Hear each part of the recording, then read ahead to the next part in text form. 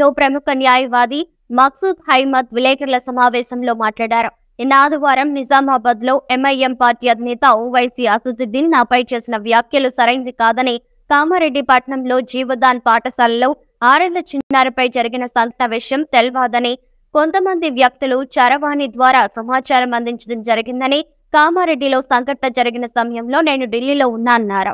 కామారెడ్డి పట్టణంలో జరిగిన సంఘటనపై పోలీసుల అధికారులతో మాట్లాడటం జరిగిందని, కామారెడ్డిలో పట్టణంలో హిందూ ముస్లిం కలిసి మెలిసి ఉన్నారని అన్నారు.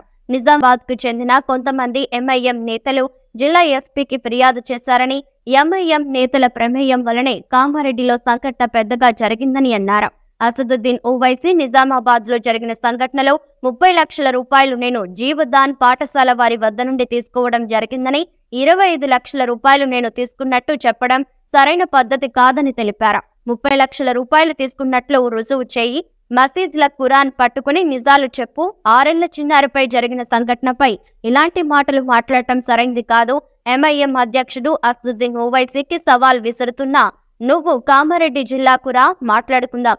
లేదంటే నన్ను రమ్మంటే అసదుద్దీన్ ఓవైసీ నేను నీ ఇంటికి రావాలా, లేదా నువ్వు నా ఇంటికి వస్తావా? నన్ను పిలిచావా? రావడానికి సిద్ధంగా ఉన్నా అన్నారు. నిజ నిజాలు ప్రజలకు తెలియాలి, లేదంటే బహిరంగంగా క్షమాపణ చెప్పండి అని తెలిపారు. అసదుద్దీన్ ఓవైసీ గారు మాట్లాడుతూ ఒక విషయం చెప్పారు. ఈ ఇన్సిడెంట్ అయిన రోజు కామారెడ్డికి చెందిన చాలా మంది యువకులు మక్సూద్ అడ్వకేట్ గారికి ఇంటికి కూడా వెళ్ళారని చెప్పేసి చెప్పడం జరిగింది. అదంతా ఫేక్ ముచ్చట. ఎవరు కూడా నా ఇంటికి రాలేరు, ఎవరు కూడా దాని గురించి నాతో చర్చించలేరు. పిల్లలు కూడా ఎవరు ఫోన్ చేసినా ఈ తప్పు అలిగేషన్స్ మార్కెట్లో వస్తుందన్నా మీరు ఖండించండి అని చెప్పారే తప్ప నేను దాని గురించి ఎందుకు మాట్లాడలేనంటే ఒక అమ్మాయికి సంబంధించిన విషయం, దీని గురించి నేను ప్రెస్లా చెప్పి మళ్ళీ వాళ్ళ ఇంట్లోకి బాధ పెట్టినట్టు అవుతారు. వాస్తవంగా ఇప్పటికి కూడా ఆ అమ్మాయి ఎవరో ఆ ఇంటి వాళ్ళు ఎవరు కూడా నాకు తెలియదు. చెప్పినారు మరి హుకూమత్ సే ముతాలిబా కర్ రహా హూం, జల్ద్ సే జల్ద్ రిహాయికి ఫైసలే కర్ రహా హై. నేను ఇక్కడ కూర్చొని చెప్తున్నా, నువ్వు ఏ డిపార్ట్మెంట్కి నంబర్ ఇస్తావో ఇవ్వు. నేను పోలీసు వాళ్ళకి మొత్తం రైట్స్ ఇస్తున్నా. నా దగ్గర నుంచి సెల్ఫ్గా ఒక సిగ్నేచర్ తీసుకోవాలనుకుంటే తీసుకోండి. నా నంబర్కి సంబంధించిన సిడిఆర్ మీరు పెట్టుకోండి. ఆ సిడిఆర్లో నేను ఎంతమందితో ఆ రోజు మాట్లాడినా, నా లొకేషన్ ఎక్కడ ఉండే మొత్తం మీరు స్పష్టంగా తెలుసుకోండి. నేను ఇది కూడా అసదుద్దీన్ ఓవైసీ గారికి చెప్పినా, నీకు చాలా మంది పోలీస్ ఆఫీసర్లు ఉంటారు కదా, నువ్వు ఐజీకి చెప్తావా, డీజీకి చెప్తావా, కమిషనర్కి చెప్తావా, చెప్పుకో. నాకు రమ్మంటే నేను కూడా వస్తాను. నా సంతకాలు తీసుకో, నా సిడిఆర్ పెట్టుకో, నా కాల్ డీటెయిల్ రికార్డ్ మీకు వచ్చేస్తుంది. నా లొకేషన్తో సహా నీకు ట్రేస్ అవుతుంది. మెసేజెస్ చేసింది కూడా నీకు తెలుస్తుంది. నువ్వు తెలుసుకొని నువ్వే నిర్ణయించుకో. నేను నీకు ఛాలెంజ్ చేస్తున్నా అసలు భాయ్, నువ్వు ఒక పెద్ద లీడర్వి. నేను నీ దగ్గర నుంచి ఇలాంటి లాంగ్వేజ్ నేను ఎక్స్పెక్ట్ చేయలే. నువ్వు కూడా ఎవరి గురించో చెప్తున్నా అనుకున్నావు కావచ్చు, కానీ నువ్వు కరెక్ట్ స్టెప్స్ నువ్వు తీసుకోలేవు. నువ్వు వాస్తవంగా మా ఇస్లాంలో కూడా చెప్తారు, ఎవరైనా నీకు ఎవరి గురించి అయినా చెప్తే నువ్వు వాని గురించి ఫస్ట్ తెలుసుకోవాలి. తెలుసుకున్న తర్వాత ఒకవేళ వాడు తప్పు చేసినా నువ్వు నాకు పిలిపించుకోవాలి. పిలిపించుకొని ఆయనకు 4 walls లోపల కూర్చోబెట్టి సంజాయించాలి. ఒకవేళ నువ్వు పబ్లిక్లీ చెప్పాలనుకుంటే నువ్వు చెప్పచ్చు. But as a elder of the society మీరు ఒక్కసారి ఖచ్చితంగా ఆయన దగ్గర నుంచి రివ్యూ తీసుకోవాలని మా ఇస్లాం నేర్పిస్తుంది. నువ్వు టోపీ పెట్టుకొని నెత్తి మీద లీడర్ పెట్టుకొని ఇష్టం వచ్చినట్టు నువ్వు మైక్ తీసుకొని మాట్లాడితే ఇక్కడ నడవది. ఇది కామారెడ్డిలో మేము ఏందో మాకే తెలుసు. బాజాబ్తా నువ్వు దీని గురించి సమాధానం చెప్పాల్సిందే, వదిలే ప్రసక్తే లేదు. మాట్లాడతాడన్న అసదుద్దీన్ ఓవైసీ మేమందరం ఇక్కడ కూర్చుంటాం, ఒక మీటింగ్ పెడతామని చెప్పేసి చెప్తే, నేను కామారెడ్డి, నిజామాబాద్, ఎల్లారెడ్డి, మెదక్, హైదరాబాద్ నుంచి నాకు ఫోన్ చేస్తే ఎవరు కూడా దయచేసి ఈ విషయం మీద మాట్లాడకండి, ఇది నా ఇష్యూ కాదు, 25 లక్షలు కాదు 25 కోట్ల రూపాయలైనా తీసుకున్నా చెప్పినా నాకు ఫరక్ పడేది లేదు. కాకపోతే ఇట్లాంటి ఇష్యూ జరిగేటప్పుడు పేరెంట్స్ వాళ్ళ అమ్మ నాన్న చూస్తే ప్రతి క్షణం వాళ్ళు ఏడ్స్తనే కుమిలిపోతా ఉంటారు. కాబట్టి ఎవరు ఈ విషయం మీద దయచేసి పొలిటిక్స్ చేయొద్దు, మాట్లాడద్దు అని చెప్పేసి నేను స్పష్టంగా చెప్పడం జరిగింది. ఇప్పటికి కూడా నేను చెప్తా ఉన్నాను, నీకు ఎలాంటి ఆలోచన నా మీద ఉంటే నువ్వు కామారెడ్డికి రా, లేదా నాకు హైదరాబాద్కి రమ్మని చెప్పు. నేను దారుసలాం రావడానికి సిద్ధంగా ఉన్నాను. నాకు ఖచ్చితంగా దీని మీద క్లారిటీ కావాలి. చాలా మంది అడ్వకేట్స్ నాకు ఫోన్ చేసి కూడా మాట్లాడతారు, అన్న ఆయన మీద లీగల్ ప్రొసీడింగ్ చేద్దాం, ఆయన ఎంత పెద్ద లీడర్ అయినా మనం కామారెడ్డి కోర్టులో ఆయనకి గుంజుదాం. ఒక అడ్వకేట్ అయి ఉండి నీ మీద ఇట్లా ఆరోపణ చేయడం మంచి పద్ధతి కాదు. అసదుద్దీన్ ఓవైసీ కానివ్వండి, ఇంకా ఎవడైనా కానివ్వండి, వాళ్ళ మీద లీగల్ యాక్షన్ తీసుకుందాం అని చెప్పేసి చాలా మంది అడ్వకేట్స్ కూడా నాకు మాట్లాడడం జరిగింది. నేను ఈ విషయంలో నేను ఈరోజు కామారెడ్డికి వచ్చినా కాబట్టి ఈరోజు నేను ఒక బాధ్యతగా ప్రెస్ మీట్ పెట్టి ఆయన చేసినటువంటి ఆరోపణను ఖండించాలనే ఉద్దేశంతో మాత్రమే నేను ఇక్కడ కూర్చున్నాను. తదుపరి చర్యలు కామారెడ్డి పట్టణంలో ఉన్నటువంటి పెద్ద వాళ్ళతోని నాతో మాట్లాడినటువంటి ప్రతి ఒక్కరికి నేను ఆహ్వానిస్తున్నాను. నేను ఇక్కడ కామారెడ్డిలో ఉన్నాను. కామారెడ్డిలో ఎంఐఎం కార్యకర్తలు కూడా లేరు, నాకు తెలిసి ఒక 4-5 ఎవరైనా ఉండొచ్చు. వాళ్ళకు కూడా నేను ఛాలెంజ్ చేస్తున్నా.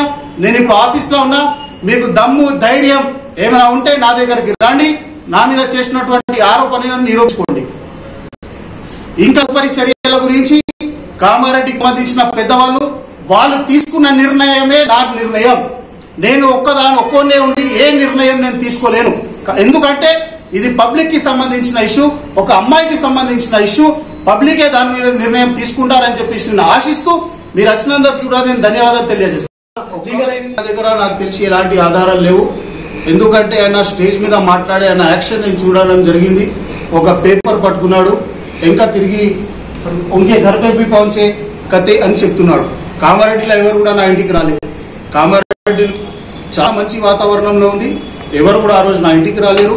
ఎవరు కూడా నాకు దానికి సంబంధించి ఎలాంటి దూర మెసేజెస్ కూడా నాకు చేయలేరు. ఆయన దగ్గర ఎలాంటి ఎవిడెన్స్ లేదు. ఎవిడెన్స్ ఎట్లా ఉంటుంది? ఏమైనా ఉంటే ఎవిడెన్స్ ఉంటుంది, ఏం లేని ఆయన దగ్గర ఎలా ఎవిడెన్స్ ఉంటుంది? వాస్తవంగా జీవదాన్ హాస్పిటల్ నుంచి జీవదాన్ స్కూల్ నాకు చాలా మంచి సంబంధాలు ఉన్నాయి. ఒక జీవదాన్ స్కూల్ ఒక హాస్పిటలే కాదు, నాకు కామారెడ్డిలో ఉన్నటువంటి చాలా హాస్పిటల్స్, చాలా స్కూల్స్, నేను ఒక స్టూడెంట్ ఆర్గనైజేషన్స్ వచ్చిన ఒక సేవా భావంతో నేను కామారెడ్డిలో సేవలు చేస్తూనే నడిచిన. ఇప్పటికీ నేను ఏ హాస్పిటల్ కి ఫోన్ చేసినా మక్సూద్ సాబ్ ఏదో బిల్ తక్కువ చేయడానికి ఫోన్ చేసినట్టున్నారని పక్కా డాక్టర్ కి ఇచ్చి ఏదైనా ఉంటే కన్సల్టేషన్ చేసి పంపిస్తారు. ఆ రిలేషన్ నాకు కామారెడ్డిలో ఉంది. వీళ్ళు ఇప్పుడు చూస్తున్నారు అసదుద్దీన్ అవైసీకి కామారెడ్డి చరిత్ర అని తెలుసు. కామారెడ్డిలో హాస్పిటల్స్ ఇప్పుడు వచ్చినాయి, ఒక 4-5 పెద్ద హాస్పిటల్స్ వచ్చినాయి. ఒకవేళ జీవదాన్ హాస్పిటల్లో మీరు ఈశ్వర్దాస్ గారు, డాక్టర్ ఈశ్వర్దాస్ గారు ఉన్న టైంలో మీరు చూసుకుంటే జీవదాన్ హాస్పిటల్లో ఒకవేళ పేషెంట్ కి రిజెక్ట్ చేస్తే వాళ్ళు హైదరాబాద్ వాళ్ళు, కామారెడ్డి ఏ డాక్టర్ చేతి పట్టకపోతుంది. డాక్టర్ శ్యామ్ సుందర్ గారు ఉన్నారు, డాక్టర్ ఈశ్వర్దాస్ గారు ఉన్నారు, ఇప్పుడు డాక్టర్ వెంకట్ గారు ఉన్నారు, డాక్టర్ నవీన్ గారు ఉన్నారు. అక్కడ ఉన్నటువంటి సిస్టర్ నవ్య కానివ్వండి, వాళ్ళు ఒక సీనియర్ గా ఉన్నారు. వాళ్ళ సర్వీసెస్ కూడా చాలా మంచిగా ఉన్నాయి. రీజనబుల్ వాళ్ళు ఫీజెస్ అక్కడ తీసుకోవడం జరుగుతుంది. వాళ్ళు రిటర్న్ రాస్తే హైదరాబాద్ హాస్పిటల్ కి మన వాళ్ళు పోయి అక్కడ అడ్మిట్ అయ్యి ఉండాలి. ఇప్పుడు హాస్పిటల్, ప్రైవేట్ హాస్పిటల్ హైదరాబాద్ లో వెళ్తే పోగానే 50,000 లక్షల రూపాయలు డిపాజిట్ లేదే తీసుకోకూడదు. ఇప్పుడు ఆ ఉద్దేశంతో హాస్పిటల్ వాళ్ళ దగ్గర దండాలు పెట్టి అయ్యా అప్ప మన నేచర్ మంచిగా ఉంది, ఒక భయం ఉంటుండే డాక్టర్స్ లా. పేషెంట్ కి ఏమైనా ఇష్యూ జరిగితే అరే వీళ్ళు వచ్చి లొల్లి చేస్తారు, రచ్చయితారు ఉద్దేశంతో వాళ్ళు తీసుకోకపోతుంది. వ్యక్తిగత గారికి తెలియలేదు. ఆ వ్యక్తిగత నాకైనాకు బిజినెస్ ట్రాన్సాక్షన్స్ లేదు, నాకు ఆయనకు ఏం లేదు. ఒకటి ఏంటంటే నిజామాబాద్ లో మొన్న జరిగినటువంటి అసెంబ్లీ ఎలక్షన్స్ లో షబీర్ అలీ గారితో నేను నిజామాబాద్ లో ఫుల్ టైమర్ గా నేను అక్కడ ఉన్నాను. నిజామాబాద్ నేను ఎందుకు వెళ్ళినానంటే అక్కడ నేను ఇంటర్మీడియట్ శాంకరి జూనియర్ కాలేజ్ లో చదివినప్పుడు డిసిసి ప్రెసిడెంట్, మన పిసిసి ప్రెసిడెంట్ డిస్నాస్ గారు ఉండే. ఆ టైంలో నుంచి నాకు చాలా మందితో మంచి రిలేషన్. అదే ఇప్పుడు కూడా చెప్పినా ఆయన స్టేట్మెంట్ ఏంటంటే మక్సూద్ ఇష్యూ కాగానే కామారెడ్డికి ఇట్లా రేప్ కేసు అవుతుందని తెలియగానే కామారెడ్డికి వచ్చి మీరు అడుగుతున్న క్వశ్చన్ మీద 30 లక్షల రూపాయలు సెటిల్మెంట్ చేసుకుని 5 లక్షల రూపాయలు అమ్మాయి వాళ్ళ ఇంట్లో ఇవ్వడం జరిగింది. 5 లక్షలు మక్సూద్, 25 లక్షల రూపాయలు మక్సూద్ తీసుకున్నాడని చెప్పేసి ఆయన ఆరోపణ. నేను ఈ ఆరోపణకి నేను ఆయనకు ఒకటే ఛాలెంజ్ చేస్తున్నా. నువ్వు ఒక పార్టీకి సంబంధించిన ప్రెసిడెంట్వి, నువ్వు నేషనల్ లీడర్వి, నీ మాట చాలా మంది నమ్ముతారు. నువ్వు చెప్తే కావచ్చు అని కూడా ఊహించుకుంటారు. కాబట్టి నీకు కూడా మస్జిద్ ఇంపార్టెంట్, నాకు కూడా మస్జిద్ ఇంపార్టెంట్, నీకు కూడా ఖురాన్ ఇంపార్టెంట్, నాకు కూడా ఖురాన్ ఇంపార్టెంట్. నా ముస్లిమ్స్ లో అదే పెద్దది, దానికన్నా వేరేది లేదు. నేను మస్జిద్ లో కూర్చొని నువ్వు ఏ మస్జిద్ లో చెప్తావో నేను ఆ మస్జిద్ లో రావడానికి సిద్ధంగా ఉన్నా. ఆ మస్జిద్ లో కూర్చొని ఖురాన్ షరీఫ్ నేను చేతిలో పెట్టుకొని ఇదే స్టేట్మెంట్ నేను అందరి ముందర ఇవ్వడానికి సిద్ధంగా ఉన్నా. నువ్వు కూడా సిద్ధంగా ఉన్నావా అని నేను అడుగుతున్నా. నువ్వు సిద్ధంగా ఉంటే నువ్వు కామారెడ్డికి రా. ఒకవేళ నువ్వు రాలేకపోతే నీకు సంబంధించిన ఎమ్మెల్యేలకి ఎవరికైనా పిలిపి, లేదా నాకు హైదరాబాద్ పిలిపి నువ్వు ఏ మస్జిద్ లో కూర్చోవాలనుకుంటున్నావు చెప్పు, నేను అక్కడ వస్తా. లేదా నాకు ఒక్కరికి రమ్మని చెప్తే నేను దారుసలాం గేట్ దగ్గర నేను వస్తా. నాకు రమ్మని చెప్పు, నేను వస్తా. నీ ఇంటికి రమ్మంటే నీ ఇంటికి కూడా వస్తా. నేను ఇదే ఖురాన్ షరీఫ్ కూర్చొని మనం మాట్లాడదాం.